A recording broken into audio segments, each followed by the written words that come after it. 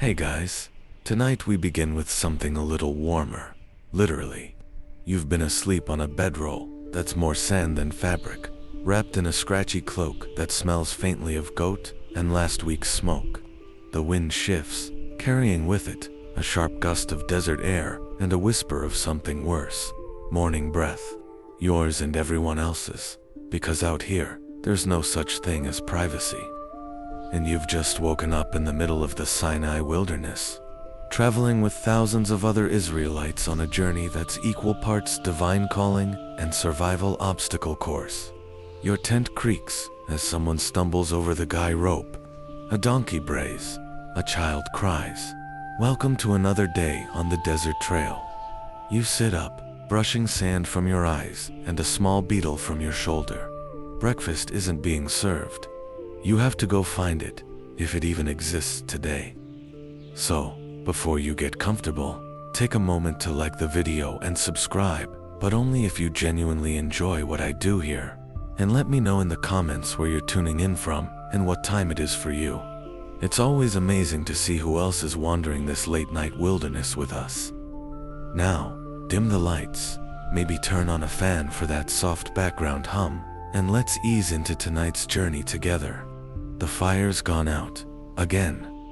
You shuffle out of your tent or, let's be honest, your loosely tied goatskin flap hand, stretch your back.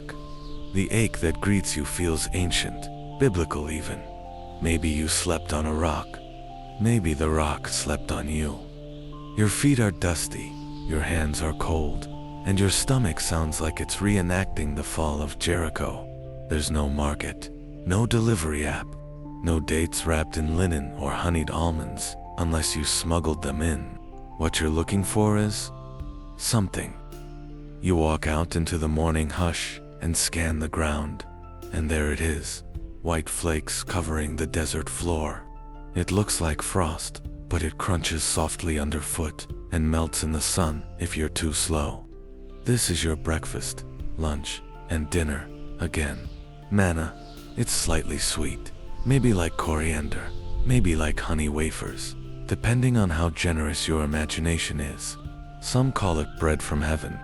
You call it that weird stuff again. It gathers overnight, like magic or yeastless snow, and has to be collected before the sun climbs too high. Otherwise, it disappears. Which sounds poetic until you realize your breakfast just ghosted you. You gather it up, gently, because it crumbles, and drop it into a clay bowl. Around you, hundreds of others do the same. Bent backs, murmured prayers, the occasional child trying to eat it off the ground. It's routine now. Manna and more manna. Baked into cakes, boiled into mush, sprinkled with hopeful prayers for variety. Historians still debate exactly what manna was. Some say it might have been a resin from tamarisk trees. Others suggest a desert lichen, or a sugary secretion from plant lice. Yes, lice. Imagine finding that out mid-bite. Either way, the Israelites called it menhu. What is it? Which, if we're being honest, is probably the most relatable food name in history. You sit near a rock that's pretending to be a chair, chewing slowly. There's no salt, no butter, no coffee, just the sound of crunching and the occasional complaint from the tent behind you. Did we have garlic in Egypt? I think we had garlic. The sun climbs, your bowl empties, and for a moment, the hunger fades. But only for a moment. The day is just beginning. The trail is long, and you're already missing yesterday's manna, which tasted exactly the same as today's. You're already sweating. The sun isn't being gentle today. It's glaring at you like it knows your sins, and you haven't even had time to brush your teeth. Not that anyone has. The closest thing to a toothbrush out here is a twig and a prayer. You shift your satchel, still half full of yesterday's manna, and glance toward the horizon. There's nothing but rocks, dust, and the occasional tumble of a lizard who looks like he has better survival instincts than you. The camp is starting to move. Tents are being pulled down, poles bundled together, and goats, many of whom have very strong opinions, are being herded back into formation. You fall into step beside a woman carrying a jar on her head. She's humming softly, something rhythmic and old. It sounds like comfort. Or maybe it just sounds like not being alone. You look down at your feet, still wearing the same sandals you left Egypt in. They're frayed, the straps repaired with sinew and hope, but somehow they're holding together. The ancient text says they didn't wear out during the journey. Miraculous footwear, Nike could never. Someone nearby is arguing over how much manna they're allowed to collect. A voice behind you mutters that it tasted better 3 days ago. Another declares he'd sell his portion for a single cucumber, and someone else insists he once saw a quail in the sky and took it as a sign. Ah, the quail. You remember the day it happened like a culinary fever dream. You were tired of the manna, just like everyone else. The craving for meat had reached such heights that some people were fantasizing about cow hooves roasted over open fire. Then suddenly, the skies filled with birds. Not one or two, thousands. They dropped to the ground like tiny edible blessings or feathered judgments, depending on your digestion. You caught one mid-flight. Okay, it hit you in the face, but still, you claimed it. And for the first time in weeks, there was meat. Roasted over slow fires, it was gamey, greasy, and borderline transcendent. You ate too much. Everyone did, and some paid the price. The place was even nicknamed Kibroth Hatava, graves of craving, a warning carved in quail grease and overindulgence. Historians still puzzle over the sudden arrival of the quail. Was it migration? A freak weather pattern? Divine delivery? Or just a cosmic coincidence that solved a protein shortage? You take a sip from your water. It's lukewarm and slightly sandy. No surprise, it's the desert. Clean water is a miracle, and most of the time, you're drinking from springs Moses has had to argue with. Remember the time he struck a rock and water gushed out? That was one for the books. You still wonder what it must have felt like to see water pour from stone, like watching the earth cry on command. Today though, no rock is being struck. Your mouth is dry, your skin sunburnt in odd shapes, and your stomach growls again like it thinks you're back in Egypt dining on leeks, onions, and fish. Funny how your memories of Egypt always smell better than they felt. Nobody romanticizes slavery, except maybe hungry people. Back then, you were crying out for freedom. Now you're crying because the manna stuck to the bottom of your pot and burned. You pass a group of teenagers playing with leftover quail feathers, turning them into makeshift fans and hair ornaments. One of them looks up at you and grins. "Think we'll get figs tomorrow?" he asks. You both laugh, because figs are a myth now, like warm baths and fresh cheese. The trail twists ahead. You follow it with a sigh, your stomach quieter, but not satisfied. Maybe tonight, if the wind's just right, someone will trade you a date, maybe. But until then, it's you, the manna, and the faint memory of garlic. You're walking now, feet hitting dry-packed earth with the rhythm of the crowd, when you catch a scent on the wind, not the smell of manna or sweat or camel dung. No, this is something else. Smoky, savory, almost nutty. You follow your nose past a knot of travelers and spot it, a woman crouched by a clay pot, stirring something over an open flame. It's a kind of porridge, but not the plain manna kind. No, this one's been toasted. A little smoky. Not as bad as you feared the first time someone offered them to you. You've even come to enjoy them, though you'd never admit it back in camp. You remember that story about John the Baptist, centuries later, wandering in camel hair, eating locusts and wild honey. Out here, that sounds less like extremism and more like a good Tuesday. There's a man to your left soaking wild mustard greens in water. He's found a patch that wasn't too bitter. You thank her and keep walking, your spirits lifted and your tongue slightly singed. Some say manna could be ground like grain. Others say it melted in the sun if left too long. Everyone has a theory, and none of them agree. Historians still argue whether manna was a type of lichen, a resin from tamarisk trees, or simply metaphorical. You've eaten it. You think it's edible fog with a side of existential mystery. A little further along, you spot an older man laying out dates to dry on a sun-heated stone. He picked them back near Elim, where palm trees still grow.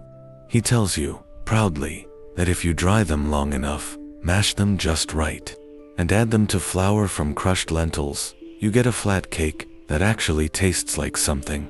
Not Egypt, he says, but not despair either. You nod and move on, passing a group making something like flatbread. They've got lentil flour, water, and a fire-stained stone. The dough sticks to the surface, sizzling with a tiny puff of smoke. You've had that before. It's chewy, a little bland, but holds together when stuffed with mashed beans and wild herbs. A small child runs past you, holding a bowl filled with something green and unidentifiable. You recognize the texture. Ah, locusts. Roasted, maybe spiced with something that's definitely not salt. Locusts are surprisingly popular out here, crunchy. She's got crushed barley in there, and from the sheen on the surface, maybe a splash of oil. Real oil. Olives turned liquid gold. You don't ask where she got it. Everyone has their trade secrets, but the smell is divine. She offers you a taste, and you burn your tongue in your eagerness. It's worth it.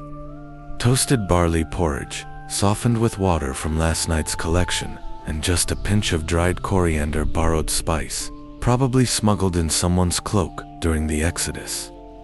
He mixes it with a paste of ground chickpeas he carried from the last encampment. It's no hummus, but it'll do. The sun climbs higher, and your thoughts drift. You think about the leeks and melons from the Nile Delta. You think about garlic. Then you think about the time someone tried to ferment their leftover manna and accidentally invented the world's first failed beer. No one speaks of that day anymore.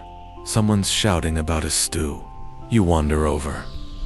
You wonder if this is what the promised land will taste like. Not just survival, but flavor. Not just enough, but abundance. You're wiping dust from your face with a sleeve when a voice calls out behind you. Low, scratchy, familiar. You hungry, or just pretending again? It's your neighbor from the last camp, the one who swears he knows how to make bread like Moses meant it. You slow down, letting him catch up, and he flashes a grin as he pulls something from his satchel. It's a small, uneven disc of something vaguely bread-like. He calls it desert bread, but the joke is that it's more like desperate bread. You break off a piece. It's tough, earthy, and sticks to your molars like a personal vendetta. Still, it's something. He tells you he made it with ground lentils, crushed chickpeas, and a bit of tree sap to bind it, baked on a hot stone and forgotten for just the right amount of time. If it's burnt, he says, you're doing it right. As you chew, you pass a group gathered around a woman boiling what looks like roots and bulbs. Maybe desert onion, maybe not. It's always a gamble. She adds a splash of something fermented vinegar, perhaps. She calls it sour stew, and everyone around her slurps it like it's the food of angels. You try a sip, it puckers your lips and sharpens your senses. Not bad, actually. Not good either, but memorable. Someone nearby is pounding seeds with a rock. You watch, curious. They've harvested something from the shrub's teeny black seeds, almost like sesame. They roast them first, grind them into a paste with oil, and add a few dried herbs. You taste a smear on a shard of baked dough. It's bitter, but alive with flavor. You wonder if this is the ancestor of tahini, before it got polished up and put in clay jars with painted labels. Farther down the trail, a young boy holds out a small pouch. Inside, berries. Not the sweet kind, the sour mouth-puckering desert survivor kind. You take one out of politeness and nearly spit it back. He laughs and tells you they're better mixed with honey and boiled down if you can afford to waste honey like that. Ah, honey. You remember the last time someone shared some, a rare find. Some said it came from a wild hive up near the cliffs. It was precious, not just for the sweetness, but for what it meant, a break from the sameness, a bit of golden light in a diet of dust and roots. That night, you had honey with dried pomegranate seeds over mashed beans. It was strange, but comforting. Sweet, sour, earthy, a combination that didn't ask for approval. It just was. You pass a man hunched over a flat slab of rock, painting it with oil using a bunch of herbs tied together. A makeshift brush. He's toasting something over the surface. Flat cakes of ground beans, pressed and seasoned with wild mint. He flips one, offers it to you, and you take a cautious bite. It's crisp on the edges, soft in the center. For a second, you forget the dust in your throat. Scholars still debate how much of this was improvisation and how much was tradition carried from Egypt. Recipes weren't written, they were memorized, shared, adapted. One scholar once claimed that early Israelite cuisine was agricultural jazz. No set form, just survival, skill, and the occasional divine intervention. Ahead, someone's boiling a bone. Just one. A lamb shank saved from a sacrificial offering, maybe. They've tossed in wild herbs, a few lentils, and what looks like dried fig. It's a rare stew, thin but aromatic. You pause beside them, inhaling deeply, and feel the scent rest inside your ribs like a song. A woman nearby has strung dried gourds and pods from her walking stick. She sells them, water carriers, spice holders, snack pouches. One is filled with crushed garlic and salt. She offers a pinch, and when you taste it, your tongue remembers what flavor used to feel like. You walk on in silence after that, chewing a strip of roasted something. Could be goat. Could be fish. Though where anyone found fish in this wilderness is a question for another day. Somewhere in the distance, someone's burning something that smells faintly of sweetness. Maybe date cakes, maybe a failed experiment. The wind doesn't clarify, just teases. The sun begins to tip westward. Shadows stretch. Your steps slow. You're not full, exactly, but you're not empty either. And in the wilderness, that counts for a lot. The sun dips lower now, casting long shadows across the dust-caked trail, painting golden streaks along the canvas of your tent-worn clothes. Your fingers are stained from roasted herbs, your breath still tinged with the last bite of that vinegar stew. But as you walk, you begin to notice something new drifting through the air. Smoke thin and fragrant, not from firewood, but from something else. You follow your nose, curiosity guiding your sand-heavy steps, until you stumble upon an older man seated by a circle of warm stones. He's not cooking, he's curing.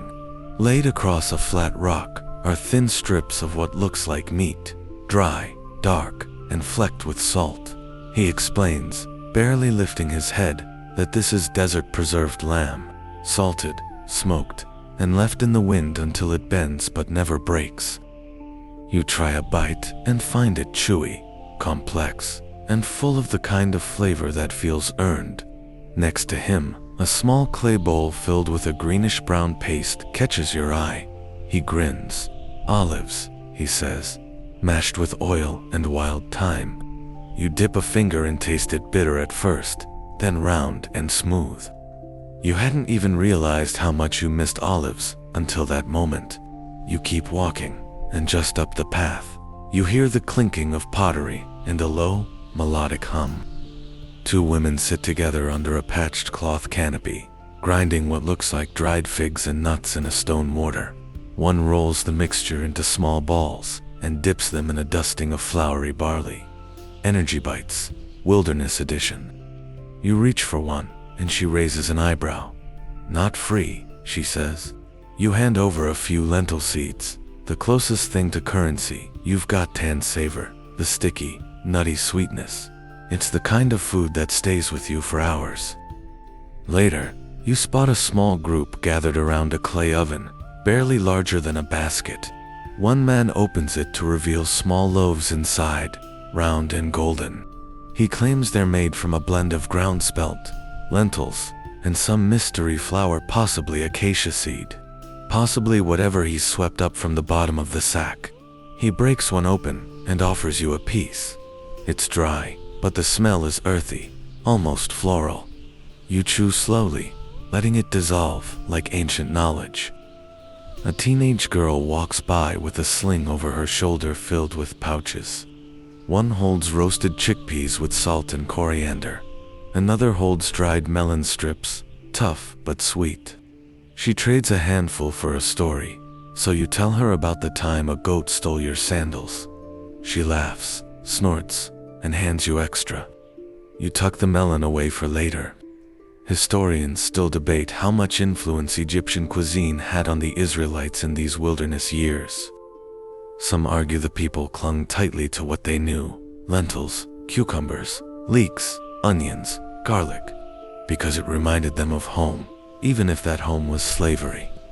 Others suggest their cooking adapted quickly to the terrain, becoming something uniquely nomadic, resourceful, foraged, and A scribe once wrote that food in the desert was less about taste and more about texture, what you could chew without losing a tooth, what kept your stomach quiet long enough to walk another 10 miles. Flavor was a luxury, filling was a necessity, but that doesn't mean they didn't find joy in it. You walk past an elderly couple, boiling something in a large clay pot. It smells like lentils, but richer, spiced with dried herbs and maybe a pinch of cinnamon. You raise an eyebrow, and they nod, knowingly. Found a bit of spice in a trade, she says. Only use it on Sabbaths. You sit with them for a while, sharing the quiet as the stars begin to peek through the fading light. They ladle you a small portion. The warmth settles into your belly like a lullaby. A boy runs past with a basket tied to his back, shouting about wild honeycomb. You smile. It's probably gone by now, already traded or devoured, but the idea alone is sweet enough. Nearby, someone's roasting desert grasshoppers over a flame. You pretend not to notice. Protein's protein, but you're not that hungry yet. You pass a group singing softly as they grind dried fruit into a paste. It's rhythmic, almost meditative, their hands moving in time with their voices. The paste is shaped into small discs and pressed into palm leaves to cool. One of them offers you one, saying it's mixed with date syrup and pounded almonds. You bite into it.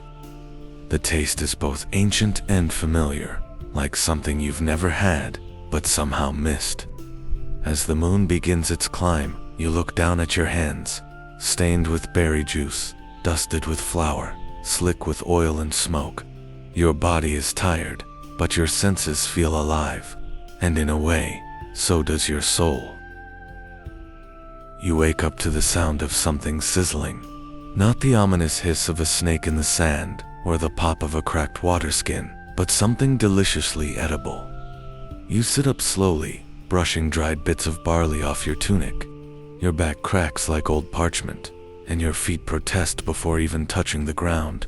The aroma hits first, savory, smoky, and warm, like roasted garlic met burnt wheat, in a surprisingly good mood.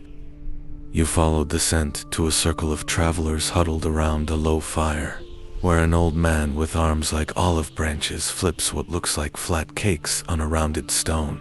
"Lentil pancakes," he mutters without looking up, with onion, ash, and a bit of hope. You laugh before you even taste them. When you do, it's chewy and grainy. But there's something about the crunch of caramelized onion that makes you close your eyes. You can't tell if it's hunger or memory, but something in that bite takes you back. You sit beside the fire, letting the heat kiss your knees as the cook hands you a second one, smaller, slightly burnt. "The burnt ones build character," he says. You eat it anyway, as the others pass around bowls of warm barley mash soaked in a bit of sheep milk. Someone pulls out a small pouch wrapped in woven palm leaves. Inside, dried dates, wrinkled and sweet as secrets. You chew slowly, tasting sunlight trapped in skin. In the far corner, a woman with sleeves rolled high stirs something in a blackened iron pot. It's thick, beige, and steaming like a desert mirage. She says it's manna stew, and while nobody really knows what manna looked like, smelled like, or actually was, everyone pretends this is the real thing. It's soft on the tongue and smells like a field after rain. It doesn't taste like much at first, sort of like if oatmeal and dew had a child. But it fills your stomach and makes your limbs remember what rest feels like. Some say it felt like frost, she tells you, eyes squinting at the pot. Others say it flaked like coriander seed. Either way, if it fed us, it was holy. Historians still argue over what exactly manna could have been. Some point to resin from tamarisk trees, others to desert fungi, or even insect secretion. The Bible describes it as white, round, and melting in the heat, a kind of edible miracle. Part meal, part mystery. And mystery is something the desert has plenty of. You wander again, bowl in hand, past a group mixing sour goat yogurt with crushed mint and cucumber. They call it desert reda, though nobody agrees on the name. The taste is shockingly cool, a splash of hydration between all the salt and grain. A teenager offers you a sliver of smoked fish. Caught in the reed beds, back near the springs, he says, though how any fish survived the heat is another mystery. The flesh is dry and tough, but the flavor is unmistakably like saltwater and earth and endurance. Just then, someone passes you a cup. It's warm, frothy, and smells like hay. Goat milk with cardamom, they say, though it might just be goat milk with wishful thinking. Either way, you sip. It coats your mouth in something comforting. Up the path, near a slope of olive trees that barely survive in the dry soil, a small girl is mashing pomegranate seeds between two stones. Her hands are stained red, and her face is sticky with juice. She hands you a lump of the pulp, rolled in sesame. You pop it into your mouth without thinking, and immediately taste tart, floral, and sweet. A desert dessert, if such a thing exists. You're about to thank her when she runs off, giggling. Children don't need to explain. They just feed you and disappear like mirages. Another camp has a basket of strange-looking bulbs. Wild leeks, someone explains, though they're really just garlic pretending to be onions. They roast them slowly until the skins blacken and the inside turns to paste. They spread it on bread with olive oil and something crushed that smells like sage. You try it. It's smoky, herby, and just shy of amazing. You make a mental note.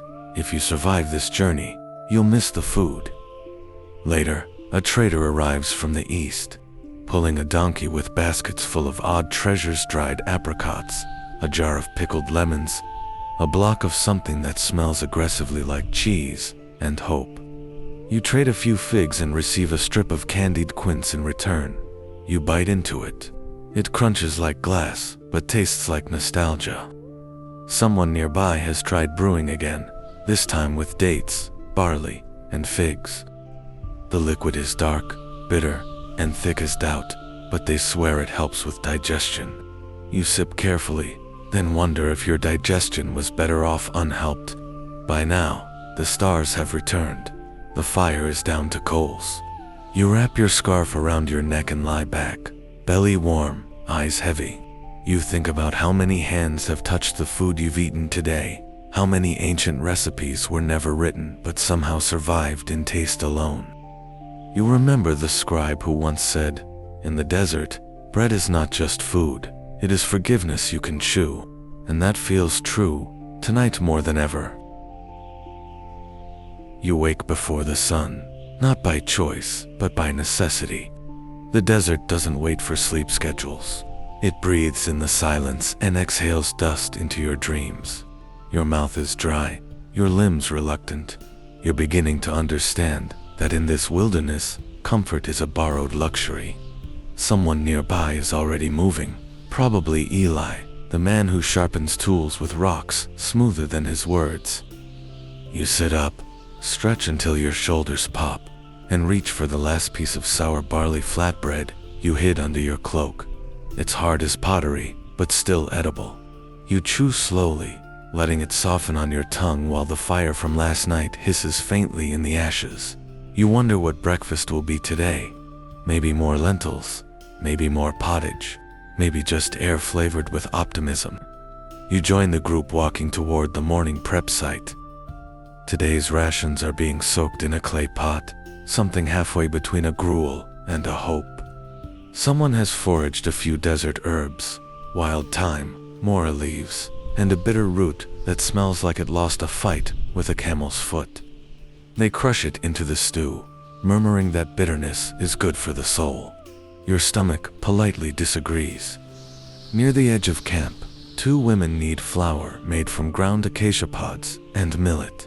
Their arms move in rhythm, slapping the dough flat onto a hot rock. The bread sizzles, then browns, then disappears into eager hands. You wait your turn. No one cuts in line when the reward is warmth. You take a piece, tear it apart. It smells like wood smoke and patience. The outside is crisp, the inside steamy. You dip it into a bowl of crushed fava beans, mixed with fermented garlic and oil. The flavor is earthy and sour, with a strange hint of something lemony, probably a miracle, or just vinegar pretending to be divine. One of the elders wanders over with a jar. Tamarind paste, he says, offering a smear on your bread. It's tart enough to make your eyes narrow, but the temps cuts through the starch in a way that makes your mouth water. You nod in approval. He nods back, satisfied. There's something sacred about this, sharing sourness at sunrise.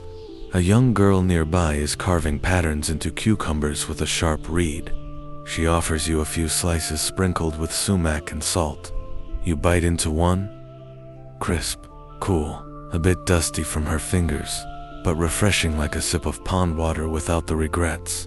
And now you notice, someone is boiling something in a bronze kettle. The scent is unmistakable. Cinnamon bark, crushed date pits, and fig skins. It's a kind of tea, if you're generous with the term. You hold the warm clay cup and inhale deeply. It smells like a market at dusk. You sip, sweet, murky, and oddly comforting, like drinking history with a hint of sand. The sun is rising now, casting gold across the desert floor. Shadows stretch like ancient arms. The path ahead is long, but for a moment, you're still. A bearded man with a sack slung over his back approaches, grinning. He offers you something wrapped in palm leaves, pressed cakes made from crushed pistachios and wild honey. You accept one and feel the stickiness cling to your fingertips like a promise. The taste explodes, nutty, sweet, with a hint of thyme. You chew slower than usual, not wanting it to end. Historians still debate what kind of sweets the ancient Israelites would have eaten. Honey is often mentioned in the texts, a land flowing with milk and honey, but dates, figs, and nuts were the real treasures. Candied fruits, dried seed clusters, and date syrup drizzled over bread were the luxuries of the humble. Luxury, here, is not gold. It's anything that makes your eyes close while you chew. Later, as you walk through the camp, you spot a stone slab covered in drying strips of meat. Someone hunted yesterday, probably ibex, maybe desert hare. The meat is sun-cured, seasoned with salt and crushed coriander, then smoked over acacia coals. You try a piece, cautiously. It's tough, but flavorful, like eating a memory of better days. A man explains, "We call it zelik, though the name seems to shift depending on who's chewing it." You see others eating something odd, green and gelatinous, wrapped in fig leaves. It turns out to be fermented barley paste, cooked with pomegranate molasses. "We only make this on long travel days," someone says, as if that explains everything. You try it. It's tart, mushy, and surprisingly good. Or maybe you're just getting used to strange textures. You sit down with your meal, watching the camp stir like an anthill. Children chase goats, women scrub clay pots, and a man tries to teach a crow to say shalom by tossing it breadcrumbs soaked in milk. You shake your head, smiling. As the sun climbs higher, your appetite fades. You drink water from a leather skin, tasting the desert in every sip. Someone offers you a date rolled in sesame like a goodbye kiss from the morning. The food here isn't just survival, it's storytelling with ingredients. And your story, it's still cooking. You walk slowly along the camp's outer edges now, your belly just full enough, your breath still carrying the aftertaste of sesame and tamarind. The sun, ever eager, rises without subtlety, casting a pale yellow blaze across the sand like someone spilled a pot of gold too fast. You shade your eyes with one hand and tug your tunic with the other, already regretting the extra layer you thought you'd need this morning. Ahead, two men crouch over a flat stone slab, grinding something with an oversized pestle. The sound is steady, almost musical. You lean closer and catch the sharp aroma of roasted cumin and coriander. They're making a spice paste, an ancient condiment that smells suspiciously like ambition and someone's mother's best secret. You try not to drool. You fail. Nearby, an older woman stirs a bubbling pot of lentils, laced with garlic scapes and chopped onions. The lentils are golden and soft, simmering into a thick stew that could probably patch a roof if you let it sit too long. She lifts a wooden spoon to your lips, and the flavor hits you like a gentle slap from someone who loves you, warm, savory, and just sharp enough to keep your eyelids open. You nod in reverent approval. She winks, and that's when you see the flatbreads again, thin sheets of dough laid over heated rocks, each one puffing slightly like they're breathing. Some are filled with crushed chickpeas, seasoned with a sprinkle of ground hyssop, and folded like edible scrolls. You grab one without asking. Everyone does. You bite down and hear that soft crunch before your teeth meet the paste inside. It's earthy, spiced, and lightly sour, with a whisper of mint. This meal is simpler than the last. There's less variety, fewer garnishes, but there's something oddly satisfying about eating what your hands can carry, what the earth begrudgingly allows. A boy runs past holding a bundle of wild desert radishes, roots and all. They're spicy. He yells over his shoulder, as if issuing both a warning and a challenge. You accept the dare. The bite brings tears to your eyes. Nearby, a small group gathers around a wooden box. One of them lifts the lid to reveal dried locusts, roasted and seasoned. You hesitate. You remember that John the Baptist supposedly lived on these, with honey. You've heard the arguments. Some scholars say the locust was a mistranslation. Others insist it was literal because, why not? Today the interpretation doesn't matter. Someone tosses a seasoned one into your hand. It smells like paprika and poor choices. You close your eyes and crunch.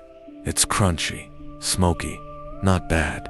Kind of like spicy potato chips, if those chips also had wings.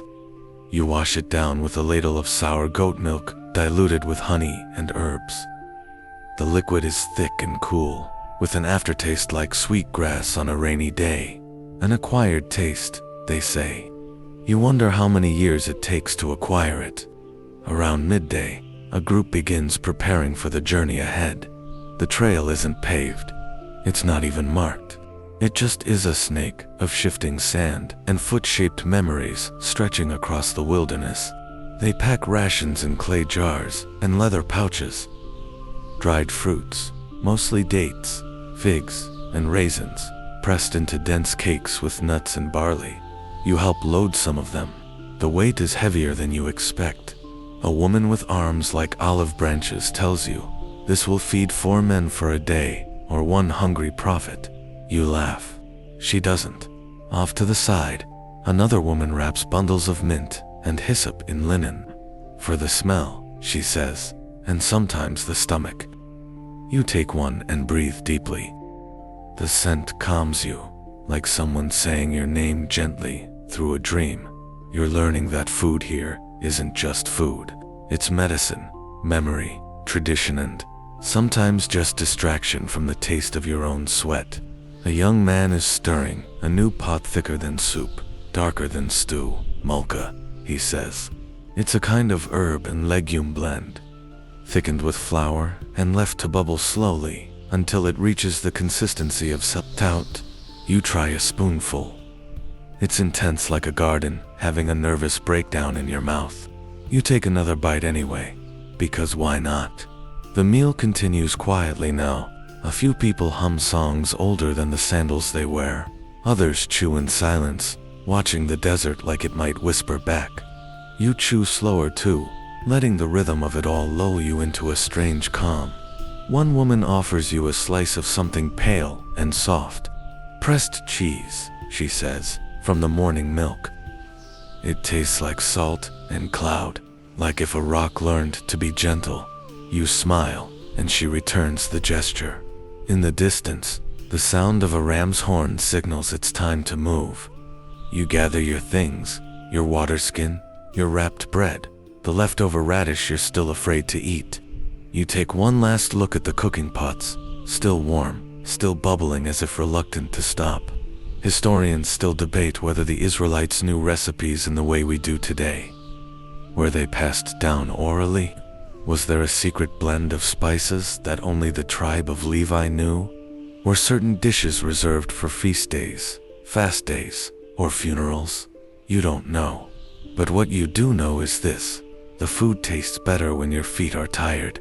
The stew feels warmer when your heart is heavy. And the bread never lies. You take your place in the caravan, chewing the last corner of your flatbread. It sticks to your teeth, then melts with time, and you walk, and chew, and think. You keep walking. The wind, as always, has no manners. It spits sand into your face and laughs about it later in your ears. You pull your shawl higher, tasting dust and time as it settles on your lips. Ahead, the line of travelers winds like a quiet procession of sunburnt dreams. And somewhere in the middle, someone is arguing over how long it's been since the last decent fig. You're not even sure what day it is. But as noon presses down like a judgmental blanket, someone shouts two of the most sacred words in this entire journey. We stop. You could cry. You collapse beneath a thorn tree that somehow still offers shade, despite looking like it lost a bet with a lightning bolt. Others do the same. Sandals come off. Water skins emerge. The hum of a resting people fills the air, half sigh, half prayer. Then comes the smell. Something sharp and fermented and oddly promising. You follow the scent to a man crouched over a cracked clay jar. He lifts the lid and reveals what might be the desert's strangest miracle. Fermented fish, sauce made from dried fish, fish packed in salt and left to weep flavor under the sun for weeks. He stirs it with a reed and says, "Just a drop. Too much, and your soul might leave your body." You smile politely and take a drop. It's aggressive. Your nose wrinkles, your eyes water, but your tongue is wide awake. The taste lingers like a prophet with a point to make. Salty, pungent, and somehow addictive. You reach for bread to recover. You reach again because you secretly liked it. Historians argue whether this sauce, possibly an early form of garum or liquamen, was truly part of the Israelite diet or borrowed later from Greco-Roman kitchens. Some say it was brought by merchants. Others think it emerged from sheer desperation and curiosity. Either way, it's here now, and it's ruining your breath with historic accuracy. A woman passes with a bowl of crushed lentils mixed with garlic, leeks, and olive oil. A sort of desert hummus that requires no fridge and even less forgiveness. She hands you a scoop and a leaf of fig to hold it in. You eat it slowly, each bite earthy and full of stories you'll never quite understand.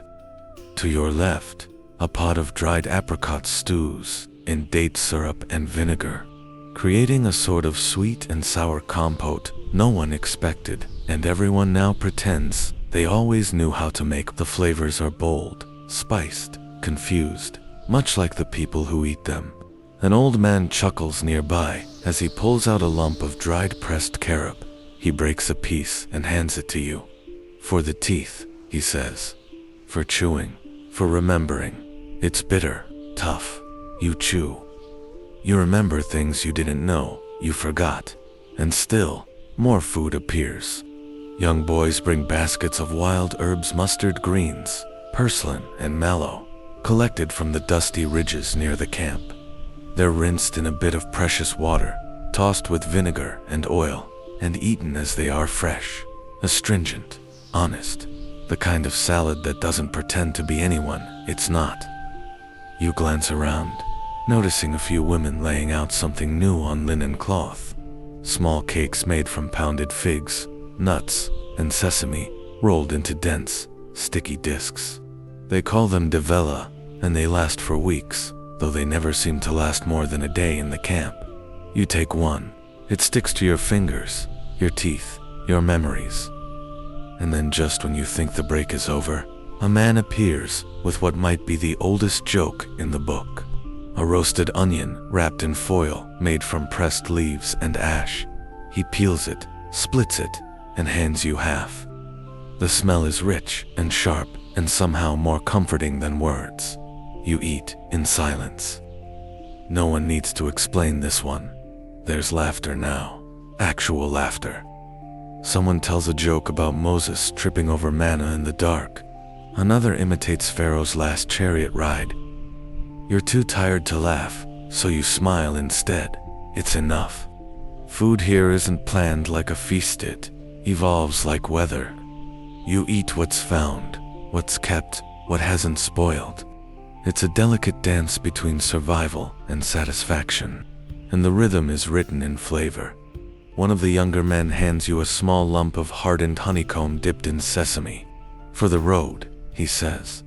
And for when the road feels like too much, you nod. The road always feels like too much. There's debate among scholars. Was there truly honey in the wilderness?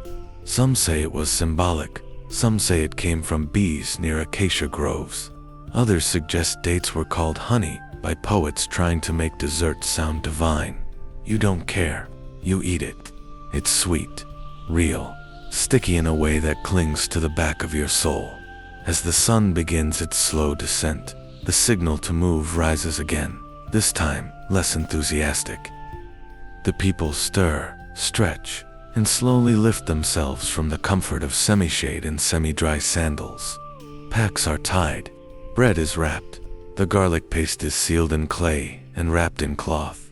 You take one last swig of warm water. Somehow it still tastes faintly of mint, or maybe that's wishful thinking. And just before you rise, a child offers you something strange, a dried pomegranate flower, still red, still smelling faintly of sour fruit and dust. My mother says it keeps the heart calm, she whispers. You tuck it behind your ear, and you walk. Again, with the taste of garlic and fig on your tongue, and a dried flower pressed gently behind your thoughts. You walk slower now, not because you're weak, though you are, but because something changes after eating. Your body remembers it's alive, and with that memory comes another, fatigue.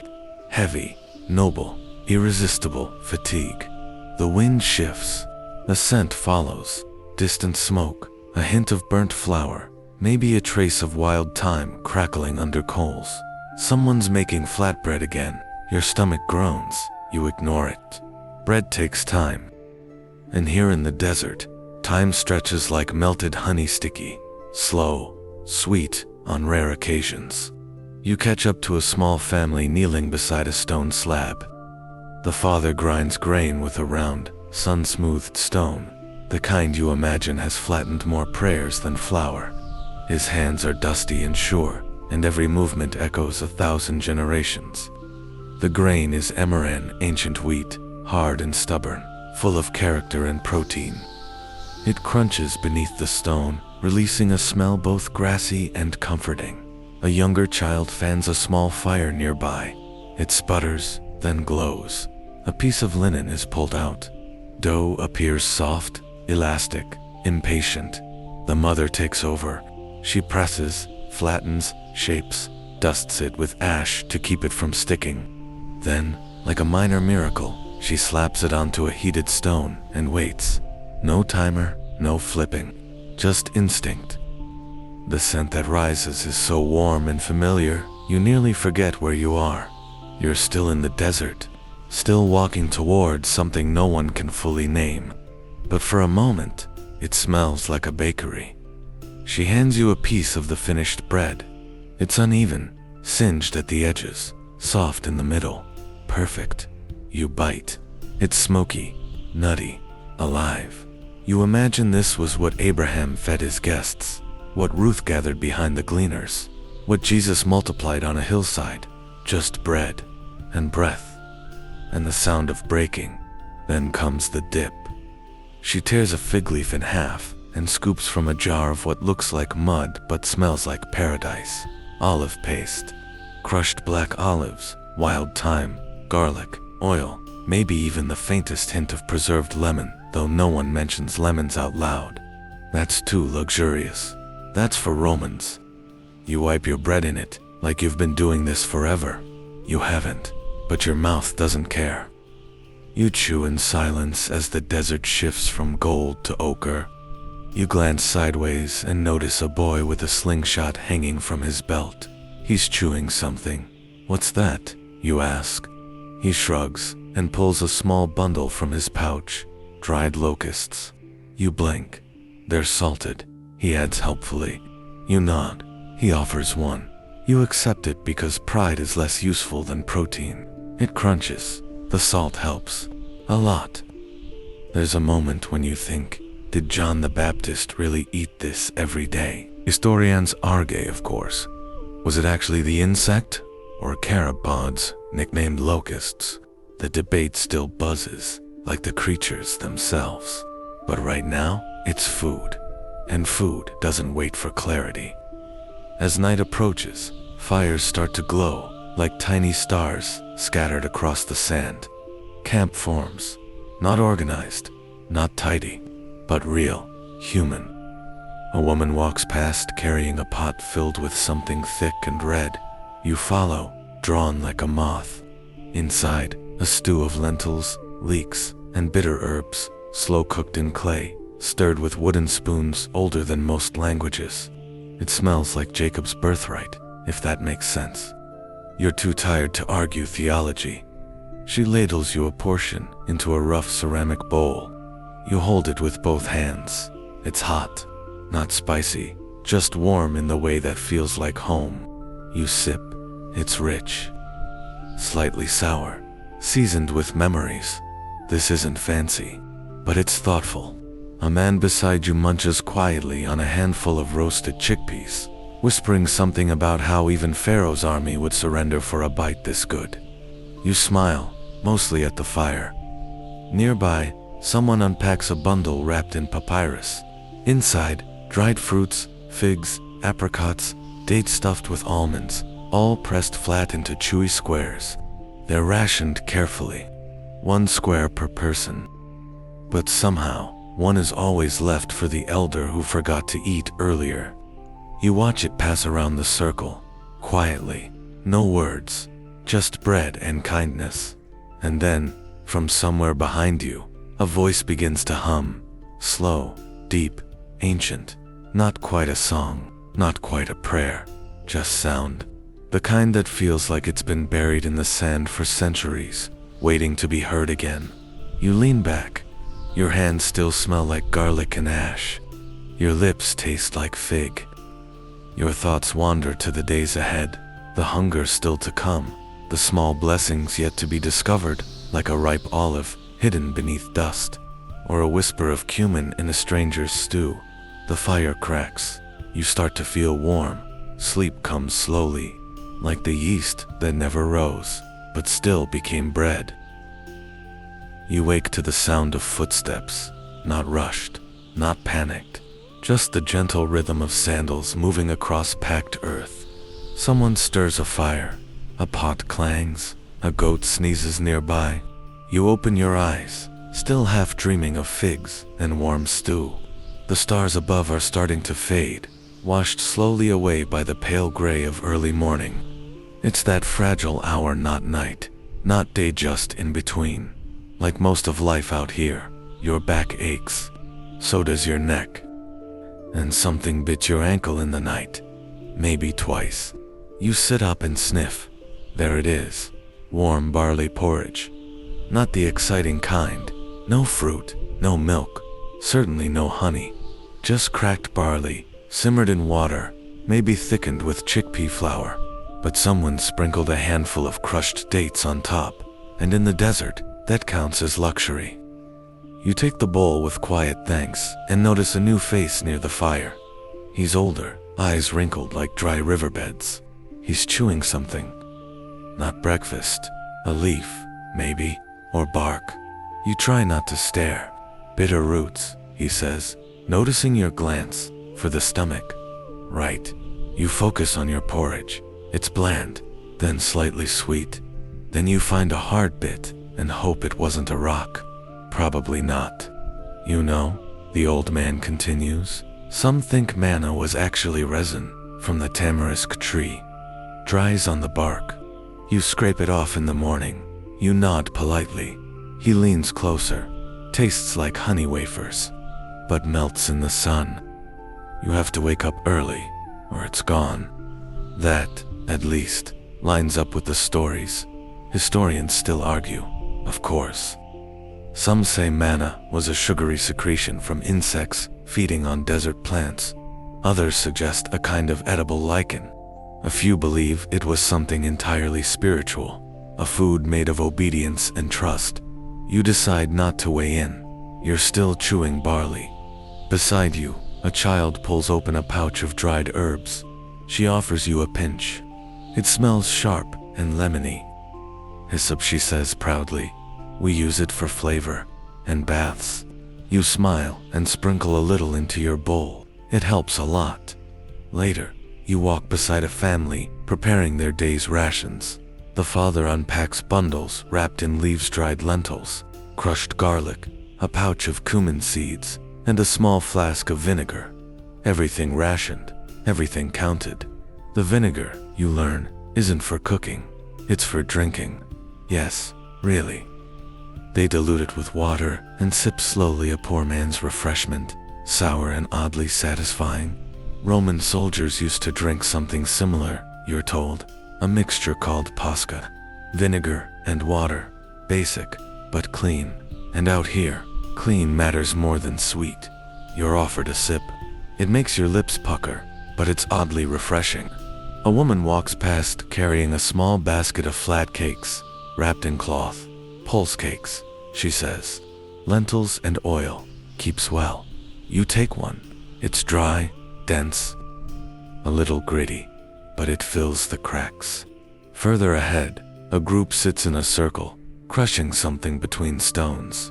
You approach, curious. It's mustard seeds, tiny, pungent, slightly spicy. One woman laughs. Kingdom of Heaven stuff, right? Everyone chuckles. You get the reference.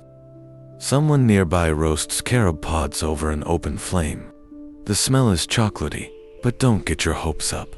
It's more like burnt sugar and overripe figs had an argument and made tea. You sip a little. It's not bad. There's a rhythm to this, you realize. The gathering, the grinding, the simmering, the sharing. You don't really know what you're doing, but neither did most of them at first. Food in the desert isn't a recipe. It's a relationship between people and earth, between hunger and hope, between what you wish you had and what you're grateful you do. You think of the meals back home, the ones you rushed through, the ones you ate while looking at a screen, the ones you forgot the moment the plate was empty. This is different. Even the simplest dish has a story. Every ingredient fought to be here. Survived dust storms, wild goats, forgetful hands, and spoiled pouches. Nothing is taken for granted. A boy hands you a handful of dried chickpeas, rolled in sesame and salt. You thank him. He shrugs. They're better when you eat them slowly, he says, and you do. As the sun climbs, the group begins to pack again. Everything wrapped, tied, slung over shoulders. You hear someone say, "Tonight we'll find wild onions." If the rains were kind, a hopeful thought. Your sandals creak as you begin to walk again. Your breath smells faintly of vinegar and cumin, and for once, You don't mind. Midday comes not with fanfare, but with fatigue. The sun climbs higher, like it has something to prove, and you begin to understand why people here don't talk much around noon. The heat wins every argument. You walk in silence, the wind occasionally offering a little mercy in the form of dry, warm breezes. They don't cool you down, but at least they shift the dust off your face. Someone hands you a small pouch. Inside, dried figs and pressed raisins sweeter than you remember food could be. Sticky, chewy, and blessedly soft. You chew slowly, saving every bite. Traveler's rations, the young man says. Found in David's camp. They say you wonder how much of that is true. But honestly, you don't care. The sugar hits your bloodstream like a quiet sunrise, and suddenly, walking feels a little easier. You pass a woman crushing wild thyme and sumac with a smooth stone. The scent rises in warm waves, earthy, lemony, familiar. She stores it in a cloth pouch, pressing the air out before tying the knot. Another adds it to a pot, already simmering over a fire pit carved into the sand. What's that? You ask. She smiles. A stew for the evening. Lentils and foraged greens. You'll be hungry again by then. You believe her. Further ahead, a small group huddles under a makeshift tent made of skins and branches. They're laughing, passing around a bowl of something, a mash of dates, goat's milk, and crushed pistachios. Your mouth waters before your feet even reach the edge of the shade. Try it, they say. This one's from an old Bedouin recipe, the kind they say even Elijah would have liked. You dip your finger in, the flavor is sweet, nutty, rich, comforting in a way that makes you want to close your eyes for just a minute. A scholar type nearby mutters, mostly to himself. Some say manna had this consistency, sticky, delicate, ephemeral, then louder, but of course, no one agrees. Some texts describe it as flaky, others, like resin. A few even compare it to dew that hardens at dawn. He shrugs. Either way, it wasn't steak. You laugh, even though you're chewing. He continues, we often forget that eating back then wasn't about pleasure. It was about rhythm, hunger, and survival. The woman beside him adds, but that doesn't mean they didn't celebrate. Remember, there were feasts. True, even in the desert. You think of the Sabbath that's coming. Of the bread baked early, the oil saved in clay jars, the dried fish salted and hidden away until just the right moment. There's always something set aside for rest. They don't call it just another day. It's a pause in the wilderness. A quiet agreement that not every day needs to hurt. A young boy plays with a flatbread he calls a sun catcher. He's poked holes in it with a stick and is watching the sunlight filter through. Want to help me cook it? He asks. Sure. You crouch by a hot stone slab, smooth and wide. He presses the dough onto it carefully, his hands dusted in flour made from wild barley and chickpeas. You watch as the edges bubble and crisp. There's no oven, no timer, just instinct. You flip it with a twig and hope it's not burnt. It's perfect. You each take a half. It's chewy, warm, slightly bitter, but paired with a smear of olive paste, it's everything. You lean back, letting your body rest in the patch of shade. Overhead, a hawk circles. A lizard scampers past your sandal, tail twitching. Someone calls for help setting up a windbreak. A few others are gathering branches for the cooking fire. Still others are debating, yes, still, whether coriander and manna were the same, or just metaphorically linked. Apparently, it's a hot topic. Does it really matter? One woman sighs, brushing off her tunic. We still have to cook it either way. You nod and take another bite of suncatcher bread. The group is a mix, mothers with children, men with flint knives and donkeys, older women with faces like folded linen, younger ones with songs half hummed under their breath. You're not quite one of them, but you're also not a stranger anymore. Someone asks you to grind more sesame seeds. Another invites you to help carry a water skin to the well. Every small job feels important, and every small flavor feels earned. Later, you sit by the fire, and someone hands you a small cup of something strange, a fermented date drink. Slightly fizzy, slightly sour. You'll sleep better, he says. Or at least forget your blisters. You sip. It tastes like memory and mischief. Not everything out here is bitter. The fire crackles. The sun slips behind a ridge. Shadows lengthen across the sand. Someone starts singing softly. A psalm, maybe, or a lullaby. You can't tell. But the rhythm of it, the rise and fall, feels like rest. And for once, you're not just eating in the desert. You're dwelling. You wake just before dawn, not because of noise or movement, but because the sky itself begins to whisper. A soft light brushes the edge of the tent. Cool air sneaks in through the seams.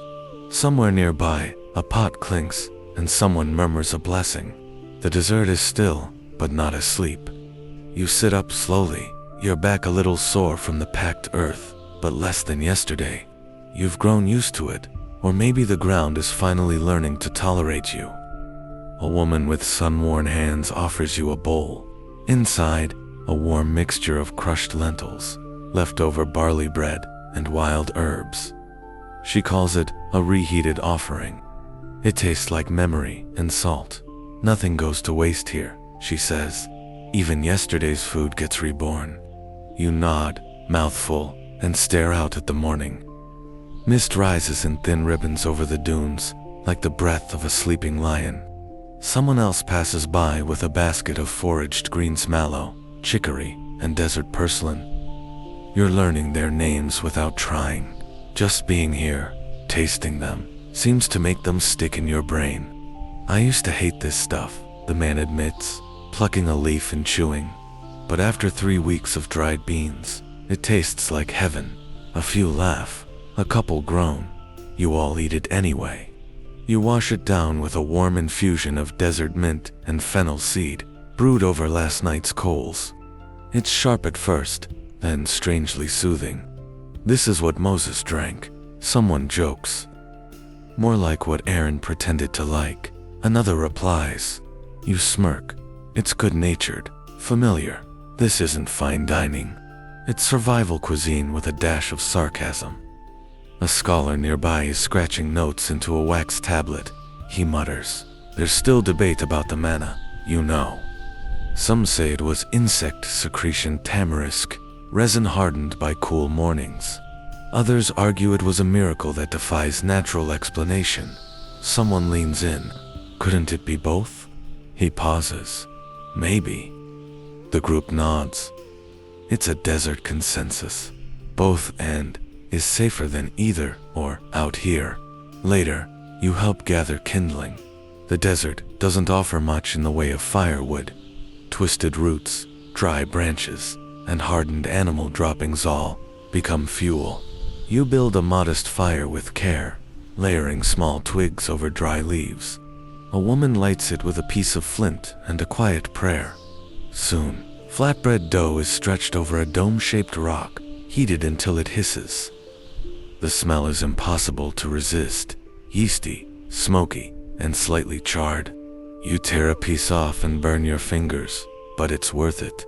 They're making extra today, for travel, for trading, for sharing. Bread is trust, someone says. You make it, you break it, you remember who you are. You nod again, and think of the loaves your grandmother used to make. How the flour stuck to her elbows. How she'd slap the dough and say, good bread needs discipline. This bread is different. But it tells a story, too. You notice someone else drying thin slices of gourd over a reed rack, turning them gently in the sun. They'll last for weeks, she explains.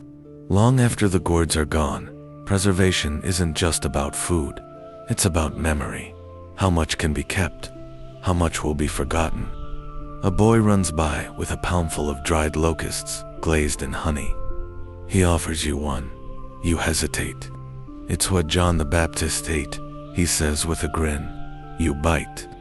It's crunchy, sweet, unexpectedly nutty. Not bad. Another woman leans over. Did you know locusts are kosher? You blink. Seriously? She nods. Leviticus, they're one of the few insects you can eat. Who looked at a flying grasshopper and said, this could use honey. Someone very, very hungry. The laughter comes easily this morning. You walk toward the edge of the camp where a few are preparing for departure. Clay jugs are being strapped to donkeys, bundles of herbs tied tightly with palm fiber string. Each bundle carries days of effort. Each jug, water, vinegar, oil, represents a dozen small decisions. Someone hands you a pouch. Inside, roasted chickpeas dusted with ground carob and salt. Snacks, she says. For the road. No promises they'll last the hour. They don't. Before setting off, you pause to take in the view. Rows of sleeping mats rolled, fires doused, children rubbing their eyes, elders wrapping their heads in cloth against the sun. No one is in a rush. Not because there's nowhere to go, but because everything that matters is already here. The food, the water, the stories, the quiet. You feel your stomach settle, not because it's full. Hunger is a desert companion, but because it's not hollow anymore. Someone calls out a blessing in Hebrew. You don't understand all the words, but the tone, its warmth, its morning, it's enough. The desert stretches wide ahead, a canvas of heat and silence. The path today is long, but familiar. You join the slow-moving caravan, sandals brushing against coarse dust, eyes squinting under the growing sun. Someone passes you a strip of dried fig paste wrapped in palm bark, still sticky from the morning warmth. This one's from the Jericho stockpile, she says. Traded for linen last week. You chew thoughtfully. It's dense, sweet, and filled with the grit of crushed seeds. A little temps of fermentation dances on your tongue. Not bad, you say. Not good either, she grins. The trail curves around an outcropping of dark stone, and you find yourself near the back, next to an older man with thick eyebrows and a walking staff that creaks when he leans on it. He glances sideways. You ever try goat cheese left in a clay pot for 3 days straight? You shake your head. He pats a small jar hanging from his belt. Don't.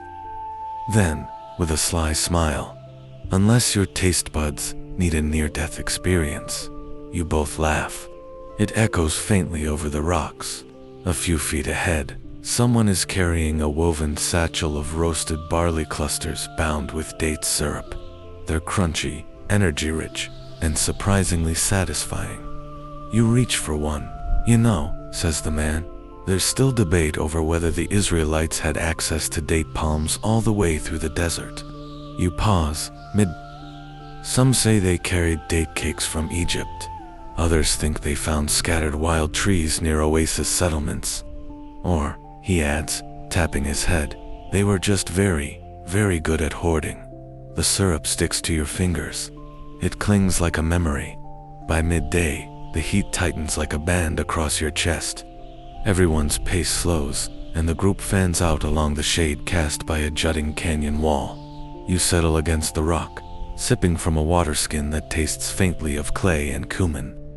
A woman beside you is chewing on dried hyssop leaves, explaining that they help settle the stomach and the spirit. She offers you a pinch.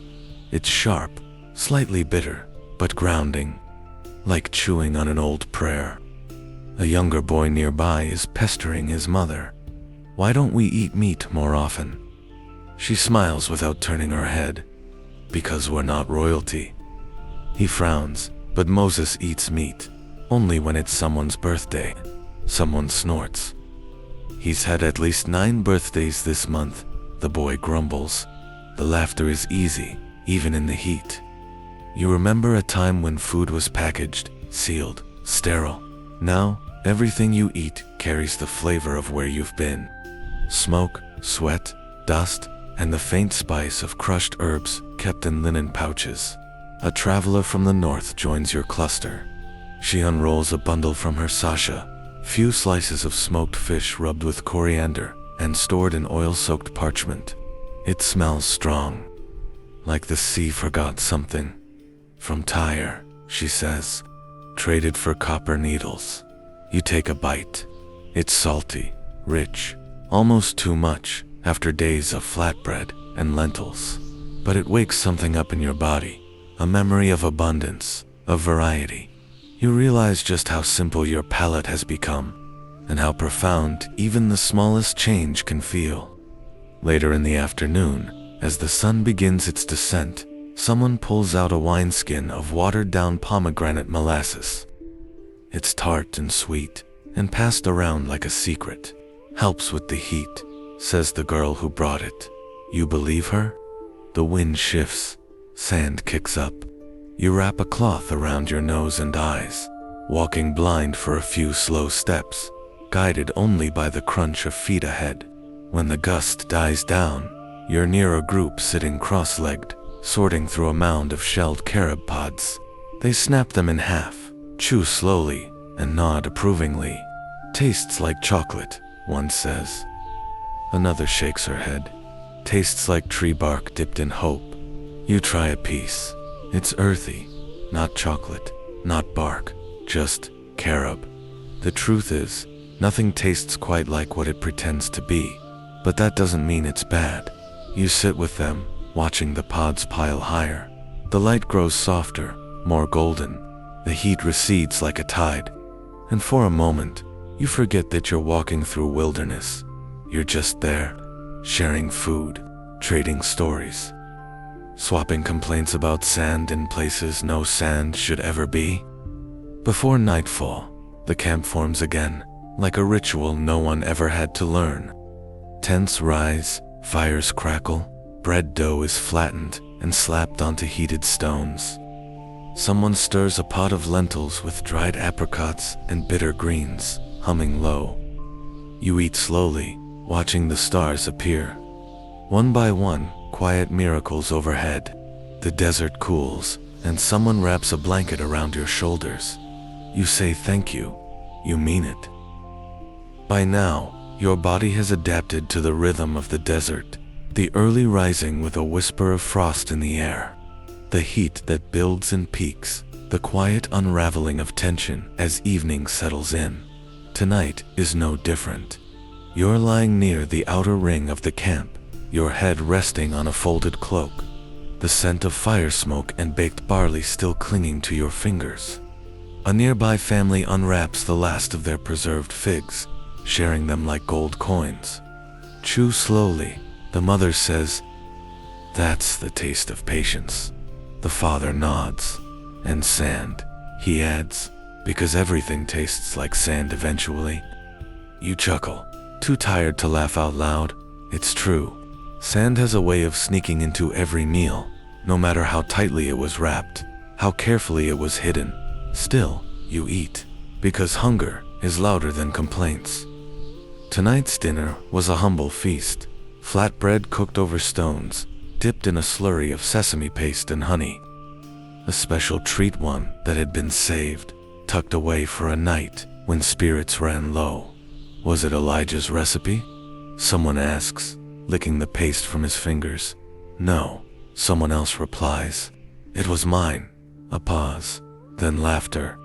Around the fires, there's chatter about dreams, about the promised land, about what fruit trees might look like after so many years of nothing but grain and roots. One man claims he remembers the taste of pomegranates in Egypt, so sweet they made his jaw ache. A woman insists she once had olives so fresh, they shimmered with morning dew. You don't correct anyone. These aren't debates, they're hopes in disguise. Nearby, a boy sneaks bites of a roasted locust glazed in date syrup, crunching softly so his older sister won't hear. "You'll get caught," you whisper. He shrugs. Worth it. Even in the desert, mischief survives. Someone hums a lullaby. Another sharpens a blade. A girl combs sand from her braids with a carved piece of bone. All around you, people are unwinding from the long walk, weaving together peace from the worn threads of the day. You think about how the Israelites' food wasn't just sustenance, it was memory. a way to carry Egypt with them and forget it at the same time. A bite of leek could remind you of oppression or comfort. Depends on the seasoning. Historians still debate whether the manna described in the scriptures was a type of edible lichen, a resin from the tamarisk tree, or something entirely spiritual and symbolic. The answer matters less than the fact that the people remembered it as daily mercy, bread from heaven, enough for today, never for tomorrow. That's how the desert teaches you to eat, with presence. Not for indulgence, not for storage, but for survival and thanks. A young woman sits beside you with a warm clay bowl of goat milk steeped in herbs. She offers it without a word. It's creamy, soothing, slightly tangy, and tastes faintly of the hillside it came from. You sip slowly. "This was from today's yield," she says. "He's an anxious goat." You raise an eyebrow. She grins. The milk is always saltier when he's nervous. You're not sure if she's joking. You don't ask. Across the fire, someone's playing a soft rhythm on a hollowed gourd. Not a song, exactly, more like a heartbeat. The stars above multiply. Someone murmurs a prayer. Another begins kneading tomorrow's bread in silence, his hands repeating the motion taught to him by a mother who walked this same desert trail years before. The dough is sticky, patient, forgiving, like the journey. And you're not hungry now, not physically, but something inside you has softened, opened. It's hard to describe. Maybe it's the stillness. Maybe it's the warmth in your chest. Maybe it's the realization that even in scarcity, there's enough. Enough warmth, enough laughter, enough food, if shared, enough mercy for today. And so, as the fire dims and voices hush, you rest, belly full of cracked wheat and sheep's cheese, thoughts full of wandering and wonders. You think of all that the Israelites carried, not just the weight of years, but of memory, meaning, flavor. They ate in motion. They ate with hands, dusty from work and hope. They ate with expectation. And so do you. Now the fire is down to its last embers, casting a soft orange glow that flickers across your closed eyelids. You're lying there, wrapped in wool, the scent of smoke clinging gently to your clothes like an old friend. Around you, the camp has grown quiet. Even the goats have stopped shuffling. The desert, for all its harshness, has settled into something softer, like a blanket pulled over the night. Your breathing slows. Each inhale brings in cool, dry air tinged with sage and ash. Each exhale carries away the weight of the journey, the ache in your calves, the hunger you didn't know you carried. Far above, stars wheel across the ink-black sky, tiny, glittering reminders that even in a place as vast and uncertain as this wilderness, there is order, there is rhythm, there is rest. The voices of the camp fade into murmurs, then into silence. No need to say anything more. The bread has been broken, the stories have been shared. And the God who fed the Israelites with mystery and mercy still watches, even now, even here, especially here. Let your thoughts float gently now, like the scent of warm grain rising from a clay pot. Let them drift past the thorn bushes and tent ropes, beyond the dunes, where morning waits in quiet patience. You are safe, you are seen, and you are full, with more than food. Sleep comes not as an end, but as another gift in the long journey. So rest now, under the stars of the same sky that covered them. The same sky that still whispers, there will be enough for tomorrow.